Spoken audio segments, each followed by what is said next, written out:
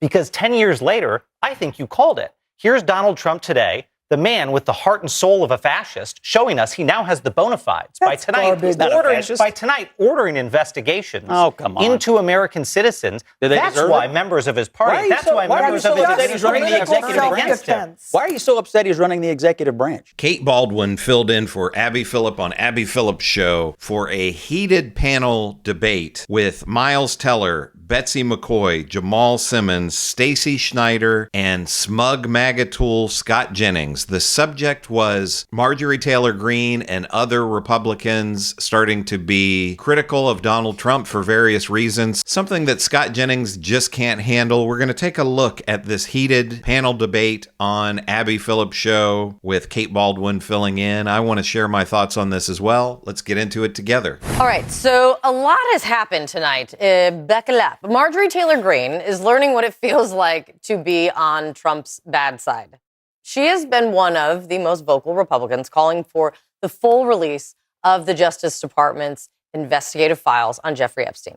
And now President Trump tonight is unendorsing. He is withdrawing his endorsement of Marjorie Taylor Greene and writing on Truth Social that all I see wacky Marjorie do is complain.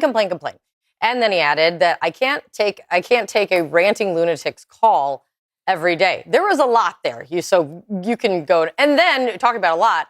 Then MTG fired back with screenshots of text messages that she claims that Trump is lying and that she did not call him. Also saying that it is astonishing, really, how hard he is fighting to stop the Epstein files from coming out.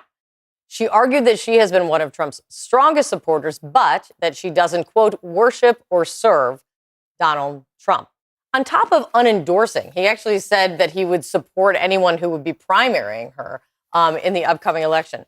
Who wants to take this one on? Well, I can tell you that is not unusual in politics. Political romances are often short-lived. And she has been critical of him not only about the Epstein files, but about his involvement in foreign affairs, and I don't mean with women. I mean in various parts of the world. You said it, not us. Just to clear the table on that one.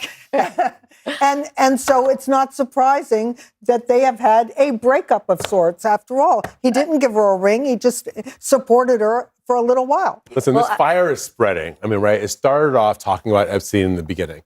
Then during the shutdown, she was one of the few Republicans that correctly identified Donald Trump's unwillingness to deal with the ACA subsidies and lower healthcare costs for Americans as being one of the reasons why the shutdown occurred. Yeah, she was very outspoken about that. Now she's talking about foreign policy. This is not going away. Whatever is going on between them seems to only be heating up, and I think the rest of us should get the popcorn.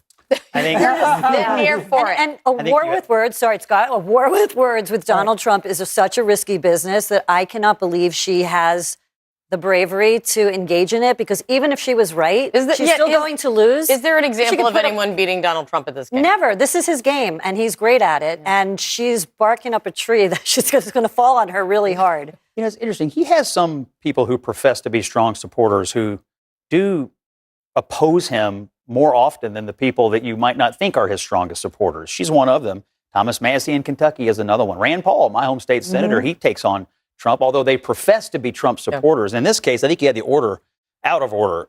I trace all this back to his decision, the righteous decision to strike Iran. She was against it. So were some of the people who occupy that wing of the party. He defied them. And since that time, they all seem to be stridently picking at him on this issue or that. And then, of course, everybody knows in Washington, Miles, you know, the fastest way to get in front of a television camera if you're a Republican is to come out and crap on Donald Trump. And so that is what she is doing. But, you know, Scott, that is what she is doing because she is mad at him over these issues, and that's what happened. Scott, I trace it further back than that. I trace it back to 10 years ago when you said Donald Trump was an authoritarian. And you know what, Scott, I've got to hand it to you. That was a remarkable forecast because 10 years later, I think you called it. Here's Donald Trump today, the man with the heart and soul of a fascist, showing us he now has the bona fides. By tonight, ordering investigations into American citizens. That's why members of his party, Why are you so upset he's running the executive branch? For the same reasons you predicted he shouldn't. For the same reasons, Scott, you said he violated his oath and he should never be back in that office. I happily voted That's why for him. I'm upset for the man being in the Oval Office. I happily voted for him 3 times. I know that. The alternative was terrible. And a lot of your friends were shocked. Yeah, well, a lot of my friends would have been shocked at you trying to subvert the elected president of the United States, which you did. Well, I proudly did. I proudly some said mid-level to the staffer country substituting his who judgment this for the man elected was. president of the United States. Well, Good Scott, luck, I would have brother. loved to have seen you stand Good up to luck. it. Good luck. I love this interaction between Miles Taylor and Scott Jennings. Scott Jennings is such a smug prick, and he's nothing but a bootlicker for Donald Trump. And he gets in these little digs and does this smirking and smiling that he does every night on Abby Phillips' show. He tries to get in these little digs on Miles Taylor, and Miles Taylor isn't having it, and rightfully pointing out that Donald Trump is an authoritarian. And apparently, I haven't seen the video or the audio of this. Scott Jennings isn't denying it, so I'm guessing he must have done it. But apparently, what Miles Taylor is saying is that Scott Jennings 10 years ago said that Donald Trump was an authoritarian. And we see lots of this from these Republicans, these spineless Republicans, these spineless bootlickers like Scott Jennings, who, what do we have with Donald Trump's vice president, J.D. Vance, who at one time said that Donald Trump was America's Hitler. And now he does nothing but carry water for Donald Trump. The same thing with Scott Jennings and so many other Republicans who knew how horrible Donald Trump was, knew they didn't want this guy in the White House, and they were outspoken before. But now that Donald Trump is the president of the United States, it's nothing but 24/7 bootlicking from Scott Jennings and all of these other MAGA creeps.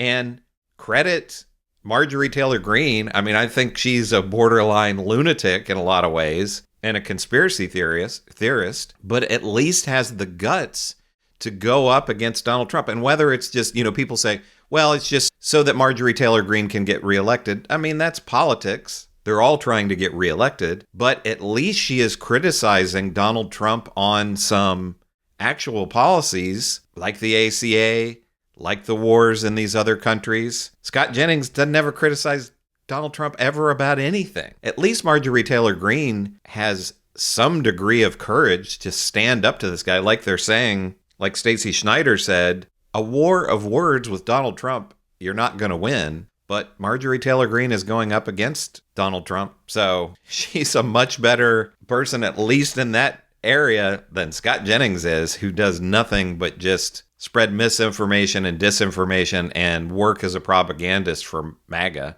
every night on Abby Phillips' show. Is it the sign of a changing tide? Is it the sign, or is it a singular one back and forth between one Republican who is getting into a fight with Donald Trump? Or do you think there is a possibility that it is the beginnings of Republicans seeing past the Donald Trump era? The short answer is that we don't know. Because you've got Thomas Massie saying exactly that. Your vote on this discharge petition is going to outlast Donald Trump's time here. So you need to consider that when you make your decision. But if we keep paying attention, what we see is that last week, the president got his clock clean in an election. All the Republicans got their clock clean in an election. This week, we see what's happening with the Epstein files. So next week, we're going to see them take a vote. And if we see a bunch of Republicans defect on the Epstein files, I think what we're seeing is the real testing of the waters to find out whether or not you can oppose Donald Trump and still get elected. When we talk about Marjorie Taylor Greene, the one thing we haven't talked about yet is her fundraising prowess. And according to sources, she is the most popular fundraiser in the Republican Party other than Donald Trump. She's at 12% in the They're going to divide up. This prediction about no one's going to care about this. I was asking it a question. I wasn't predicting it. No, you said people were somebody said that this was going to outlive. Tom Massie. And the prediction that this was going to outlive. Mm-hmm. I totally disagree with that. I think right now more people are worried about whether they can watch ESPN on YouTube TV tomorrow than they care about this. And that's certainly going to be true in 1 year, 5 years, or 10 years from today. Hold on, but what they do care about, they did not get their clocks cleaned last week. They do care about the fact the president is sort of breaking everything. Right? They see a hole in the White House right now. I was in Detroit last weekend for an event, and it was the number one thing people came up to me at the scholarship dinner to ask about. Is it okay for the president to tear down the White House without anybody's permission? That was the number one thing? That was the number one thing that people brought up unprovoked. The I keep hearing this over and over again. It's like, no one cares about this because they only care about that. You know what they care about? They can't buy a house. That they can't. They They care about houses affordability. aren't Eric- unaffordable and that food costs too much. Yeah. But they don't care about the White House. The fact is, a president don't who care can't about the model White House. the White Many remodel people the White care about House, the White That's House. ridiculous. Every A president visitor- who Many can wage Americans war, care about the who White can House. make You major don't care about the White decisions, House. can't remodel a room in the White House. He didn't remodel it. He tore it down. He tore down tomato a third of the White House. Tomato tomato. In the middle of a I couldn't government tear down shutdown. my garage Ridiculous. without getting a permit from the city. And that's He all can the tear down- regulations. But let me ask you this. Destroying our I country. And he's tearing down a I ballroom. think this often when people say, you're all talking about this, but here's the focus should really be this. People hold multiple thoughts and focuses in their heads at the same time. Like people can care about multiple things. They can care about not being able to buy a new home. They can care about the skyrocketing cost of food, which we will talk about shortly. And they can care about, I don't know, anything else. Stacey Plackett getting text messages from Jeffrey Epstein, if you want to take it from Scott's side. Like, you can hold all of these thoughts. I always think it's just someone trying to say to me, I don't want to answer your question by just trying to deflect that way. I find it a deflection when people say, don't focus on this. You need to focus. Everyone only cares about this one issue. Well, I mean, if you're analyzing it from the perspective of like political consultant speak, like what do voters care about? How do we get voters to move a certain direction?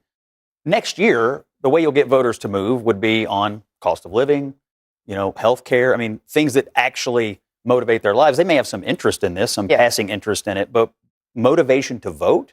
I mean, everybody knows what the bread and butter issues are. This won't be one of them, but the ones that will be relevant are quite obvious. I disagree with Scott fervently on Donald Trump, and I could not agree with him more on that point. Voters aren't going to care about this next year. For better or for worse, they are going to care about things like affordability. Everyone in politics is going to be running that direction in the lead up to the election. The people that do care about it, though, and consistently get lost in it, are the victims of Jeffrey Epstein, who then just wrote a letter to members of Congress saying, think about if this was you. Think about if this was your child when you're taking this vote next week. Do you think I am saying that because... Do you think the victims would agree with Donald Trump asking the Department of Justice to look into people that may have been involved in this and got away with Scott, it? I will 100% if he did not it when he speak for got victims. into I know they can speak for themselves. I do know that Democrat, even Ro Khanna, said, everyone, investigate it. Well, there seems to be a lot of anger about Donald Trump saying, well, maybe these people need to be looked into. Why? If they were involved in it.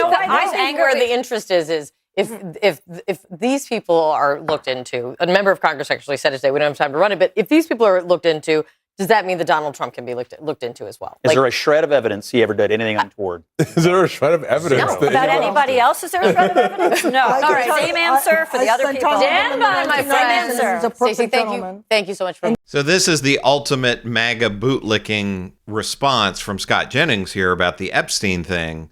Oh, well, let's look into all these other people. But, my guy's totally innocent. The guy who was best friends with Jeffrey Epstein for 15 years and all of that.